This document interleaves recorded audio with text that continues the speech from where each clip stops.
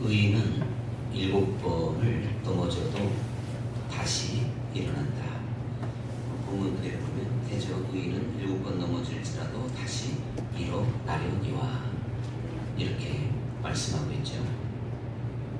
의인들이 왜 넘어지게 되냐면 악한 사람들이 의인의 집을 엿보기 때문이라고 그 전절에서 말씀하고 있습니다.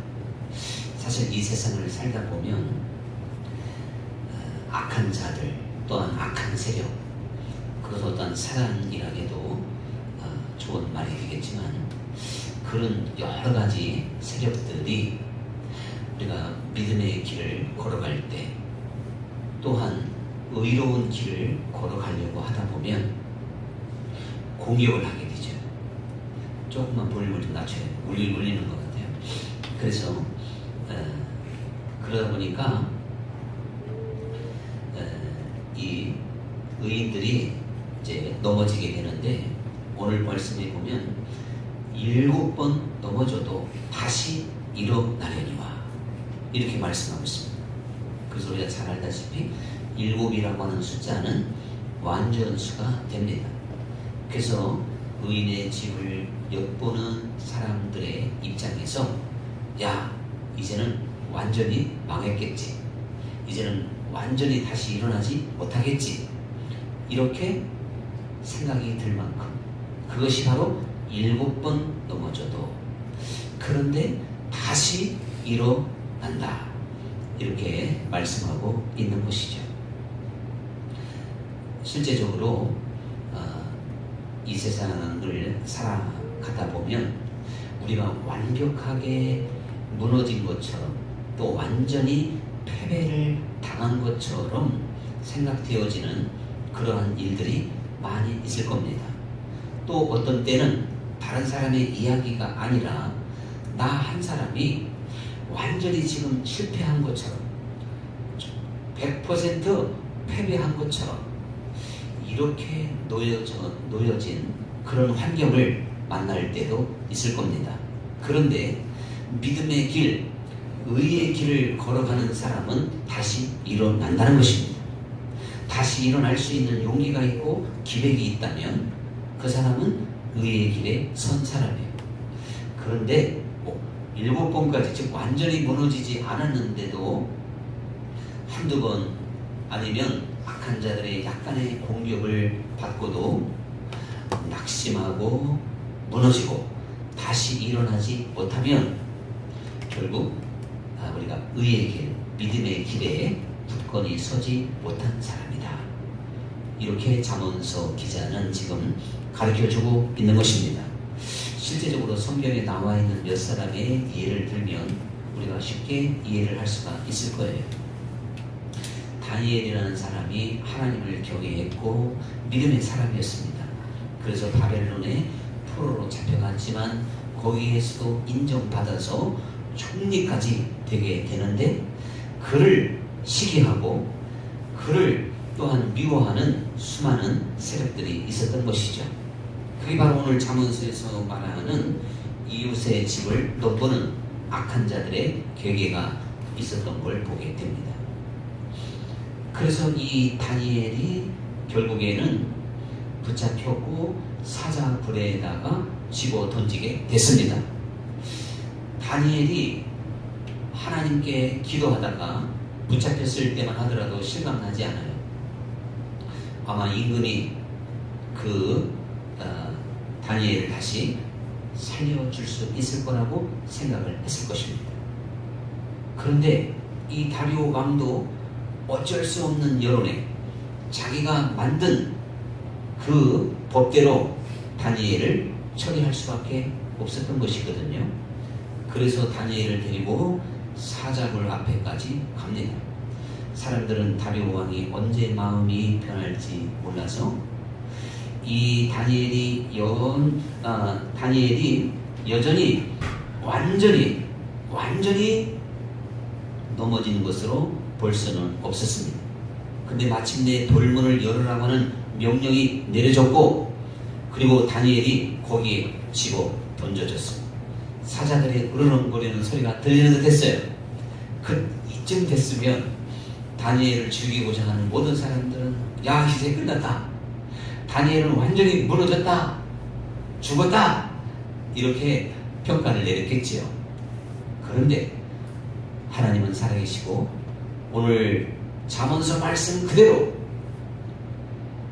의인은 7번 넘어져도 다시 일어나려니와 하는 그 말씀 그대로 다니엘은 죽지 않고 그 사자굴 속에서 구덩이에 빠졌다가 다시 살아났다면 과연 7번 넘어져서 완벽하게 완전수로 죽어진 것 같지만 하나님, 부활의 하나님이 다시 살리시고 다시 일으키게 되었다고 하는 것을 우리는 알게 되는 줄 믿습니다. 이런 다니엘의 이야기가 그냥 이야기 속의 이야기가 아니란 말이에요. 성경 이야기가 아니고 실제적으로 하나님은 어제나 오늘이나 영원토록 동일하게 역사하셔서 다니엘의 하나님이 나의 하나님이 되시고 다니엘의 하나님이 우리의 하나님이 되어주셔서 이렇게 완벽하게 무참하게 죽을 수밖에 없는, 그리고 며칠을 굶어서 으르렁거리는 사자굴 속에 집어 던져졌다 할지라도 사자들의 입을 풀어막고 밤새도록 지키시며 다시 그 땅 위로 올리시는 놀라우신 하나님이신 줄 믿습니다. 이게 오늘 잠언서 말씀 그대로 아닙니까? 의인은 7번 넘어질지라도 다시 일어나려니와. 할렐루야. 이게 바로 살아계신 하나님이잖아요. 우리가 좀 더 생각해보면 요셉의 이야기도 똑같은 이야기입니다. 요셉이 구덩이에 빠졌을 때 형제 여러분 너는 죽었다 했겠죠. 요셉을 해치려고 하는 자들, 그리고 거기서 다시 살려내서 노예로 팔았으면 그 정도면 죽은 것으로 잊었습니다. 그리고 애굽에서 노예로 팔려온 요셉에게 희망이 없다고 다시 일어날 수 있는 사람으로 보는 사람은 아무도 없었어요. 그를 특심히 사랑했던 보디발까지도 그의 미래를 알 수 없어서 그저 특별한 노예 중에 한 사람으로 여겼을 뿐인 것입니다. 그리고 많은 사람들에게 이목이 이제 집중되기는 했지만 결국 그 요셉은 감옥에 들어가죠. 그리고 도저히 어떻게 벗을 수 없는 누명을 가지고 감옥에 갔기 때문에 그 소생불능입니다. 그는 과연 7번 넘어진 상황이었고 완전수로 사단의 공격과 또한 흑암의 세력에 짓눌렸던 순간이 감옥에 간 순간이었습니다. 그래도 의인인 믿음의 길에 굳건히 섰던 요셉이었기 때문에 하나님은 그 가운데에서 다시 일어날 수 있도록 역사해 주신 줄 믿습니다. 의인은 7번 넘어져도 다시 일어나려니와. 이것은 하나님 안에서만 가능한 이야기인 줄 믿습니다. 하나님이 안 계시다면 이런 일이 벌어질 수가 없는 거예요. 그냥 원칙대로 1 더하기 1은 2로 끝나는 것입니다. 세상의 모든 일에 변수가 없습니다. 기적 같은 일이 벌어질 수 없습니다. 그러나 하나님이 살아계시기 때문에 요셉이 감옥에 있었어도 하나님은 기이한 일을 행하셔서 그 가운데서 요셉을 빼내셨을 뿐만 아니라 애굽의 국무총리가 되게 했다면, 아니 그 나라 백성도 국무총리 하기가 힘든데 어떻게 노예가 국무총리가 되냔 말이에요. 이와 같은 기가 막힌 역사가 의의 길에, 그리고 믿음의 길에서 치열하게 주님을 바라보며 달려가는 사람들에게는 반드시 있다는 사실을 기억해야 될 줄 믿습니다. 한 사람만 더 얘기해 보겠어요. 그만 얘기도 다 알아들으신 것 같지만 이 사람 얘기하면 더 이상 할 말이 없어요. 누구냐면 과연 욥입니다. 욥은 그야말로 완전수로 죽은 거예요. 7번 그냥 완벽하게 넘어진 거예요. 그 이상 처참하게 무너질래야 무너질 수도 없고 망할래야 망할 수도 없는, 다시 욥이 소생할 것이라고 여길 수 있는 사람이 누가 있었겠습니까? 그러나 하나님은 역시 나의 의인은 7번 넘어진다 할지라도 다시 일어나리라. 예수님이 십자가에서 죽으셨으면 그걸로 끝이지 다시 일어날 것을 누가 알겠습니까? 그러니까 하나님 안에서는 죽어도 살겠고 할렐루야.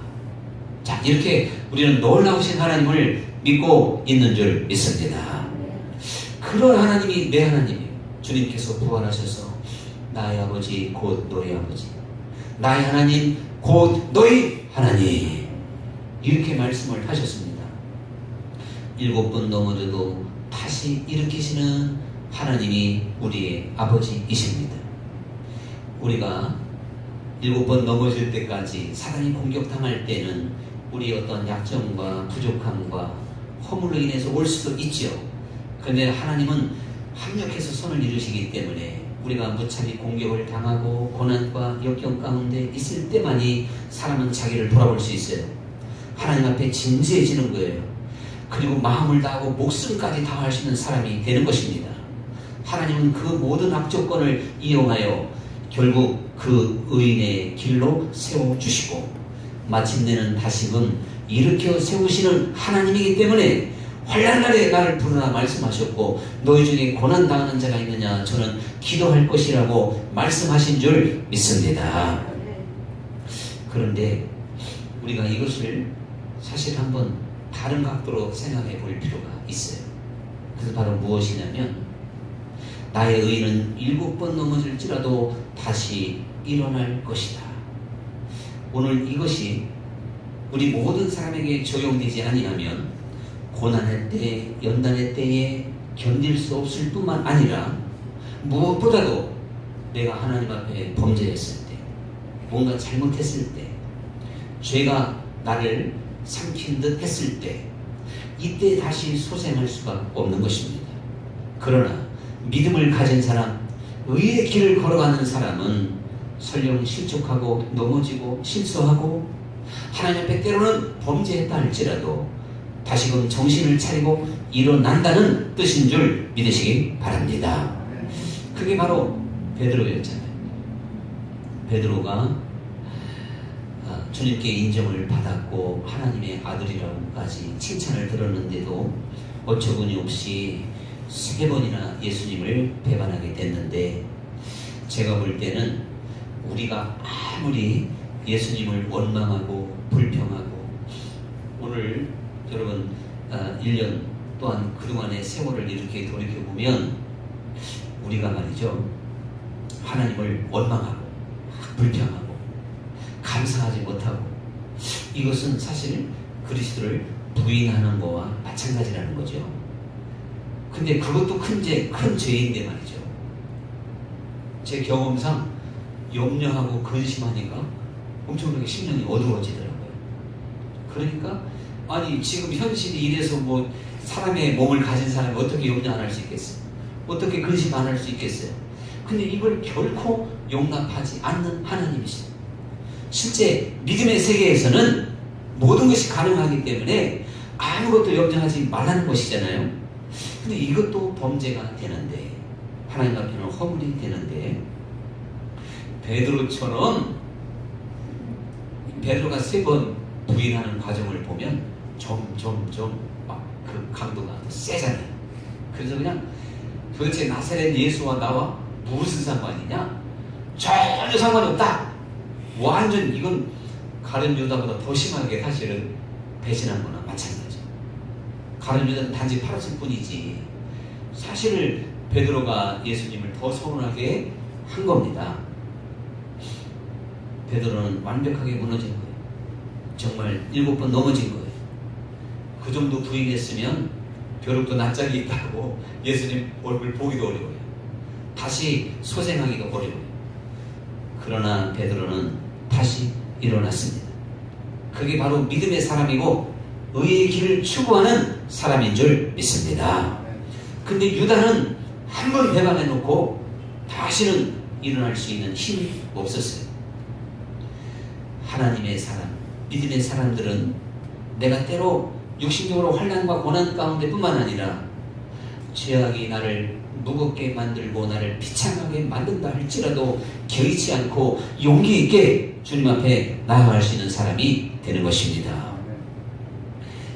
믿음의 사람, 그리고 하나님 마음에 합했던 다윗도 마찬가지잖아요.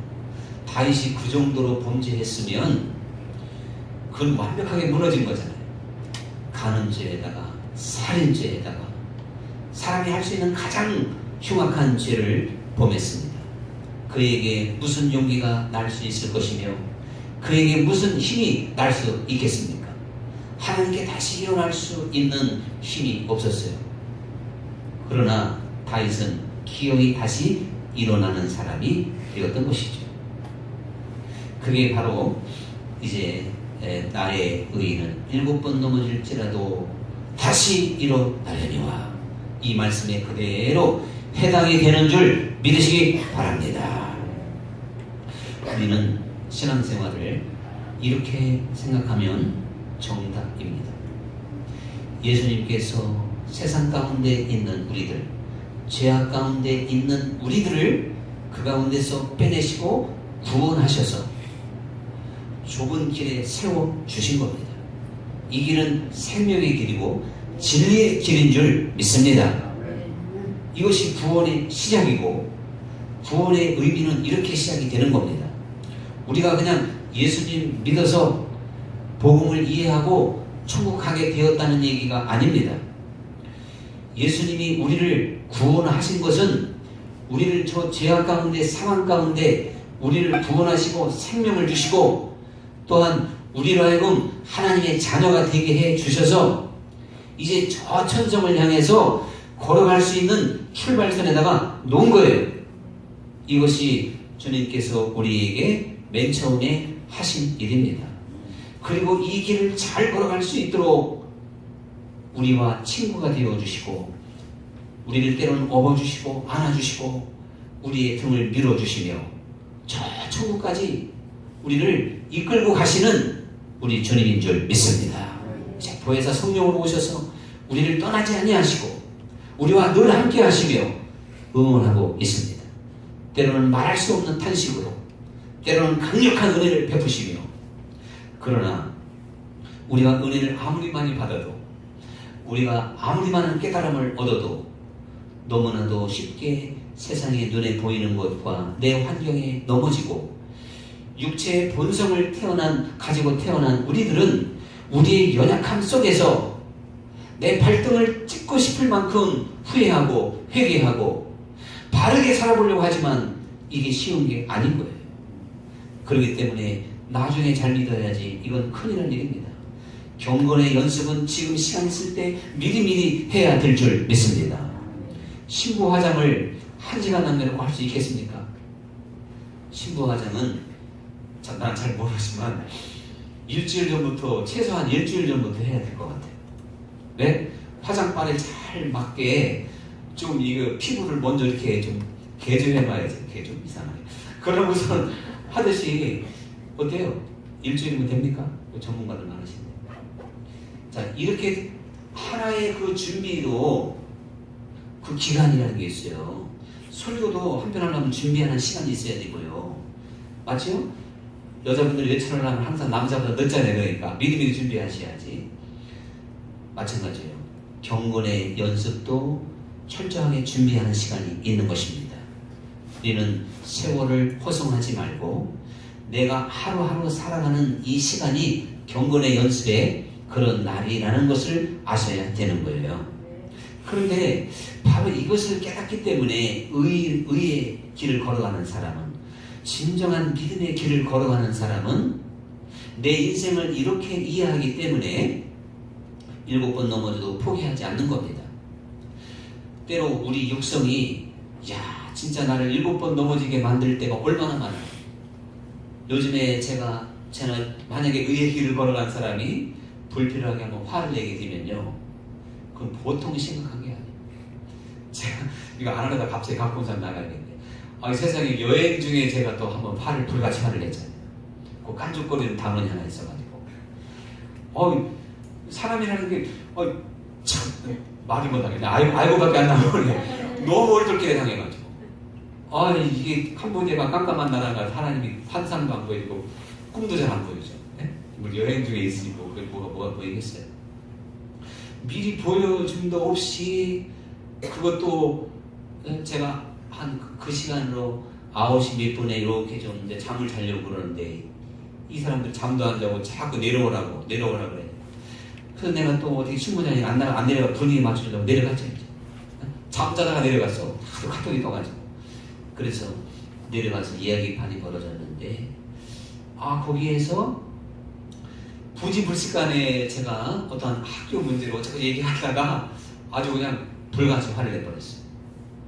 이야, 그러고는 그날 밤마다 내가 아주 지옥이 있어요, 지옥. 그러고는 100배, 1000배 사과하고, 항상 그렇잖아요, 그죠? 화내는 사람 맨날 제 인생에 불쌍한 인생이에요. 성질이 좀 급하고, 참 이러다 보니까 화 안 내고 좀 사과 안 하고 살고 싶은데 꼭 그렇게 해서 사과하는 일이 참 너무 많아요. 잘해놓고도 결국은 제가 사과해야 돼요. 잘해놓고도. 그럴 때가 참 많은데, 그런 데는 정말 7번 무너진 기분이더라고요. 나는 부재불능인가 보다. 그런데요, 사실 그래서 제가 오늘 설교를 이렇게 갑자기 바꾼 거예요. 저나 이복의 축복을 제가 받았어요. 근데 그 아픔과 그 고난으로 인하여 제가 하나님 앞에 저를 다시 한번 보고, 네가 까불어봤자 수준이 그 모양이단 말이에요. 이것을 하나님이 가르쳐 주면서 다시 한번 용기 내고 힘을 내가지고 기도하게 만들었어요. 그때 하나님이 더 위로해 주시고 더 많은 은혜와 사랑을 베풀어 주시는 것을 이번 한 주간 저는 체험하게 됐습니다. 우리가 범죄하고 실수했을 때 아주 무너질 수 있어요. 아주 타락할 수 있어요. 그게 점점 저 깊이 들어가서 자포자기할 수가 있어요. 그러나 여호와를 경외하는 사람, 의인은 결코 포기하지 않습니다. 그래서 제가 하나님께 이렇게까지 기도해봤다니까. 하나님, 7번씩 70번을 용서하라고 하셨다면 제가 화낸 사람 가만히 보니까 제가 이해할 수 있겠더라. 그때 이해했으면 말 안 했을 텐데 저도 저 사람 이해하는데 하나님이 저 이해를 못하실까? 그 생각이 오더라고. 그러니까 또 할렐루야 단박에 용기를 내가지고 자신 있게 기도했어. 사실 맞는 거예요. 하나님은 우리의 체질을 잘 아시고 우리를 너무나도 잘 아시고 7번씩 70번 용서하십니다.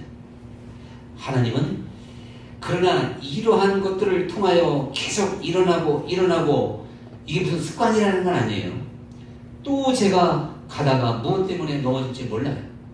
그래도 다시 일어나야지. 일어나는 게 믿음의 길인 줄 믿습니다. 넘어진 김에 또 쉬어간다고 쉬어보면 안 되지. 쉬어보면 그냥 그 다음에는 꽁꽁 얼어붙어서 정말 일어나기 어려울 수도 있습니다.